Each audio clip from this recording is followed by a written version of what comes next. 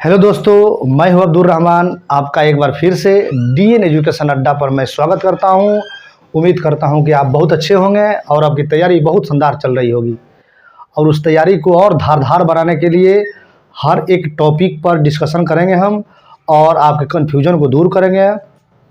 आज हम जो वीडियो बनाने जा रहे हैं, इस वीडियो का पहला देख लीजिएगा। जो लोगो है वह है भाग 2 अनुच्छेद 5 से 11। तब भाग 2 अनुच्छेद 5 से 11 में क्या है? नागरिकता है। क्या है? नागरिकता है। एक और प्रश्न मैं पूछता हूं कि कैसे मानेंगे हम कि भारत के नागरिक हैं? तो क्या क्या प्रावधान एक भारतीय नागरिक का होना चाहिए और क्या क्या आपके पास है? तो आओ थोड़ा सा इसके बारे में देखते हैं, थोड़ा सा चर्चा कर लेते हैं, उसके बाद इस पर चलते हैं। क्लियर? उसके बाद इस पर चलते हैं। आओ, हमने बोला नागरिकता। नागरिकता, पहली बात है कि नागरिकता का प्रावधान लिया कहां से गया है? यह नागरिकता का प्रावधान कहां से लिया गया है? इस प्रावधान को कहां से लिया गया है? ब्रिटेन के संविधान से। कहां से? ब्रिटेन के संविधान से लिया गया है। और कैसे मानेंगे कि हम भारत के नागरिक हैं? हमें क्या क्या अधिकार है, क्या क्या राइट्स है? अब देखो, वे व्यक्ति जो या जिन्हें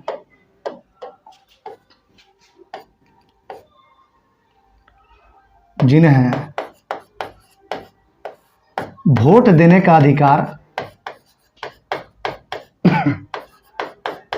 वोट देने का अधिकार, सरकारी सेवाओं को प्राप्त करने का अधिकार, सेवाओं को प्राप्त करने का अधिकार,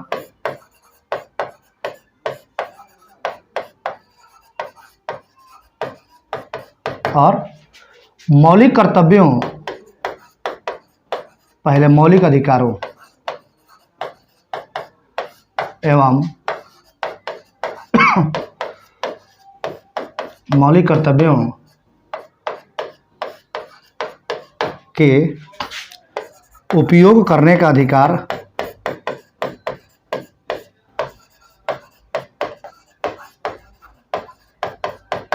कमा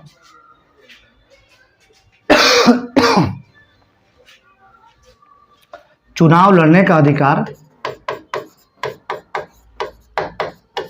चुनाव लड़ने का अधिकार, ये सब यदि किसी व्यक्ति को प्राप्त है तो वह भारत का नागरिक कहलाएगा। वह भारत का नागरिक कहलाएगा। भारत का नागरिक कहलाएगा। क्लियर? भारत का नागरिक कहलाएगा। एक और बात जानो, आर्टिकल 15, 16, 19, 29 एवं 30, ये जो 5 अनुच्छेद है, इस 5 अनुच्छेद का प्रावधान ओनली इंडियन सिटीजन के पास है। सिटीजन के पास है। यह किसी बाहरी व्यक्ति यानी विदेशी व्यक्तियों को इसका लाभ प्राप्त नहीं होगा। तो ये मेरे तरफ से आपका रहा नागरिकता। नागरिक किसे कहा जाता है या उन्हें किस किस आर्टिकल का लाभ प्राप्त हो सकता है। अब थोड़ा सा और आओ, जब संविधान लागू हुआ 26 जनवरी 1950 को, जब संविधान बनकर तैयार हुआ 26 नवंबर 1949 को, जब बनकर तैयार हुआ उसी दिन, उसी समय अनुच्छेद 5 से लेकर 9 संविधान में ऐड कर दिया गया। क्या कर दिया गया? ऐड कर दिया गया। लेकिन जब संविधान लागू हुआ तब उसमें अनुच्छेद 10 और 11 को ऐड किया गया, तब जाकर यह बना अनुच्छेद 5 से लेकर 11 भारत के नागरिकता से संबंधित प्रावधान। आओ अब देखते हैं आगे। आगे क्या है? आगे है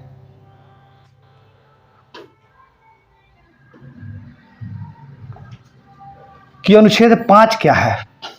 अनुच्छेद 5 क्या है? अनुच्छेद 5 है संविधान के प्रारंभ के समय नागरिकता, यानी संविधान जब लागू हुआ 26 जनवरी 1950 को, उस समय यदि आप भारत के नागरिक हैं या आपके जन्म भारतीय राज्य क्षेत्र में हुआ हो या आपके दादा दादी नाना नानी या माता पिता का जन्म भारतीय राज्य क्षेत्र में हुआ हो, तो आप भारत के नागरिक कहलाएंगे। अनुच्छेद 6 क्या कहता है? तो अनुच्छेद 6 कहता है वे लोग जो पाकिस्तान से भारत आए, पाकिस्तान से भारत आए, जब भारत का बंटवारा हुआ तो बहुत सारे लोग उधर से इधर आए और बहुत सारे लोग इधर से उधर गए। तो जो लोग पाकिस्तान से भारत आए उन्हें नागरिकता प्रदान करने का प्रावधान अनुच्छेद 6 में किया गया। अनुच्छेद 6 में किया गया। अनुच्छेद 7 क्या कहता है कि वे लोग जो पाकिस्तान चले गए और कुछ दिन के बाद तुरंत फिर भारत वापस आ गए। जैसे गए वहाँ तो वहाँ की स्थिति और गड़बड़ है, उस समय भी गड़बड़ थी, आज भी गड़बड़ है, और उसके बाद तुरंत भाग के फिर भारत आ गए, तो उन्हें भी भारत की नागरिकता प्रदान की गई। उन्हें भी भारत की नागरिकता प्रदान की गई अनुच्छेद 7 के तहत। अनुच्छेद 8 क्या कहता है कि भारत से बाहर रहने वाले लोगों को, भारतीय मूल के जो व्यक्ति हैं उन्हें भारत की नागरिकता प्रदान की जाएगी यदि उनके माता पिता दादा दादी नाना नानी का जन्म भारतीय राज्य क्षेत्र में हुआ हो या भारतीय अधिनियम 1935 के तहत परिभाषित राज्य क्षेत्र के अंतर्गत हुआ हो, तो उन्हें भी भारत की नागरिकता प्रदान की जाएगी। अनुच्छेद 9 क्या कहता है कि किसी व्यक्ति द्वारा किसी अन्य देश की नागरिकता स्वैच्छिक रूप से अगर स्वीकार कर लिए हैं आप, तो उस सिचुएशंस में आपका नागरिकता भारत का खत्म हो जाएगा। एक बेर में या एक समय 2 देशों की नागरिकता नहीं प्राप्त कर सकते हैं आप। अनुच्छेद 10 क्या कहता है कि नागरिकता के अधिकारों का जो अधिकार है, एक नागरिक के पास जो अधिकार है वह उसके पास सुरक्षित रहेगा, कोई उसे छीन नहीं सकता है। क्लियर?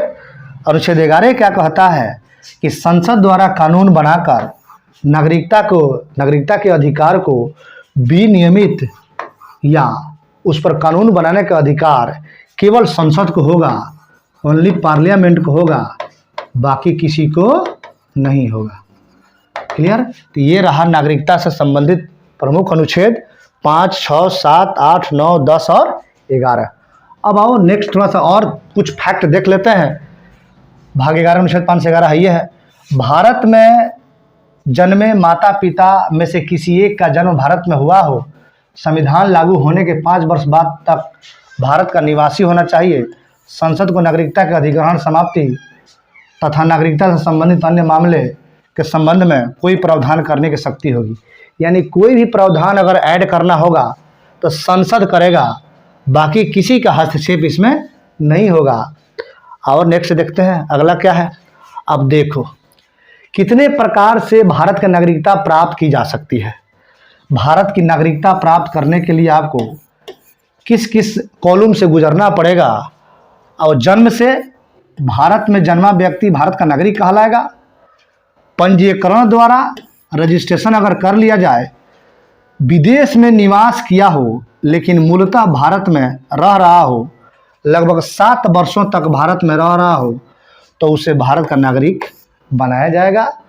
उसके बाद से वंश के आधार पर भारत के बाहर पैदा हुआ व्यक्ति, उसके दादा दादी नाना नानी या माता पिता का जन्म भारत में हुआ हो, तो उसे भी भारत की नागरिकता प्रदान की जाएगी। उसके बाद से क्षेत्र के समावेशन के द्वारा, क्षेत्र के समावेशन के द्वारा ये भी हो सकता है कि पहले भारतीय क्षेत्र में नए क्षेत्रों को मिलाया गया हो तो उसके समस्त नागरिक को भारत का नागरिक माना जाएगा और भारत की नागरिकता प्रदान उन्हें कर दी जाएगी। जैसे सिक्किम हम बताए थे, सिक्किम को जब मिलाया गया 1975 में, तो सिक्किम के जितने निवासी थे सबको भारत की नागरिकता प्रदान की गई। ठीक है। और उसके बाद से प्राकृतिकरण द्वारा, यदि कोई मामला उपरोक्त 3 मामलों में से संबंधित नहीं है तो वह प्राकृतिकरण के अंतर्गत आता है। भारत में 12 वर्ष निवास करना है, उस समय भारत की नागरिकता प्रदान कर दी जाएगी। नेक्स्ट आओ देखते हैं। अब त्याग है, कितने प्रकार से त्याग सकते हैं आप। एक तो त्याग है कि आप स्वेच्छा से भी त्याग सकते हैं, स्वेच्छा से भी त्याग सकते हैं कि दिमाग में अगर होगा कि भारत का नागरिकता त्याग देंगे, दूसरे देश की नागरिकता प्राप्त कर लेंगे, तो स्वेच्छा से भी त्याग सकते हैं। दूसरा है कि समाप्ति आपकी की जा सकती है यदि कोई भारतीय नागरिक स्वेच्छा से किसी अन्य देश की नागरिकता प्राप्त कर लेता है। मान लीजिए ब्रिटेन का नागरिकता आपके पास हो जाए, अमेरिका का नागरिकता आपके पास हो जाए, फ्रांस का हो जाए या कनाडा का हो जाए, तो आप एक समय 2 देशों की नागरिकता नहीं ले सकते हैं। एक जगह का आपको त्यागना पड़ेगा, तो उस समय भारत की नागरिकता आपकी चली जाएगी। उसके बाद से वंचना द्वारा पंजीकरण या नागरिकरण के कारण 5 वर्षों के भीतर किसी भी देश में 2 वर्षों तक कारावास में अगर रहे हो, मैंने कहीं गए या 2 वर्ष का सजा हो जाए लगातार, या लगातार 7 वर्षों तक भारत से बाहर रहे हो, तो उस समय आपकी नागरिकता समाप्त कर दी जाएगी। नागरिकता पर डिसीजन लेने का अधिकार एकमात्र राष्ट्रपति को है। किसे है? राष्ट्रपति को है। क्लियर। लेकिन कानून बनाने का अधिकार किसे है? संसद को है। आओ नेक्स्ट देखते हैं। नागरिकता संशोधन अधिनियम 2019, नागरिकता संशोधन अधिनियम 2019 अंतिम बार संशोधन किया गया। पहला संशोधन किया गया 1955 में, उसके बाद 1986 में, उसके बाद 2019 में।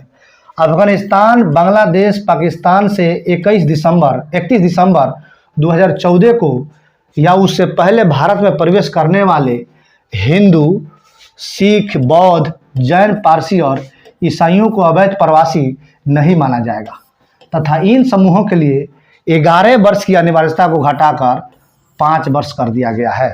पहले था कि पहले ये लोग 11 वर्ष तक भारत में रहेंगे तो उन्हें नागरिकता दी जाएगी, लेकिन इसे घटाकर 5 वर्ष कर दिया गया है। इसी के तहत NRC एक बिल लाया गया था, CAA एक बिल लाया गया था, NPA एक बिल लाया गया था, जिसको अलग एक वीडियो में हम आपको कंप्लीट समझाएंगे कि NRC क्या है, CAA क्या है और NPA क्या है। और नेक्स्ट देखते हैं। अगला है कि NRI और PIO और OCI कार्ड धारकों के बीच तुलना। जैसे अनिवासी भारतीय NRI, एक भारतीय नागरिक जो सामान्यतः भारत से बाहर रहता है और जिसके पास भारतीय पासपोर्ट है, वीजा की आवश्यकता उसे नहीं है। भारतीय मूल के व्यक्ति PIO ऐसा व्यक्ति या उसके पूर्वज और भारतीय राष्ट्रीयता के थे जो वर्तमान में किसी अन्य देश की नागरिकता या राष्ट्रीयता रखता है, अर्थात उसके पास विदेशी पासपोर्ट है, उसे वीजा की आवश्यकता है, उसे वीजा की आवश्यकता है। भारत के विदेशी नागरिक OCI ओवरसीज कार्ड धारक नागरिकता अधिनियम 1955 के तहत भारत के विदेशी नागरिक कार्ड धारकों के रूप में पंजीकृत व्यक्ति जीवन भर बिना वीजा के भारत की यात्रा कर सकता है, उसे किसी प्रकार के रोक टोक नहीं है, ऐसा प्रावधान नहीं है। ये रहा है आपका नागरिकता से संबंधित विभिन्न प्रावधान। ऐसे ही मेरा वीडियो देखते रहिए। और एक बार और बता देता हूं मैं, अगर हेल्पिंग के रूप में या डाउट के रूप में नंबर चाहिए तो नंबर यहाँ ऐड है 98 017 27 443। दूसरा है 91 99 47 98 24। इस पर कॉल करके डाउट पूछ सकते हैं। तब तक के लिए लेते हैं विदा। धन्यवाद।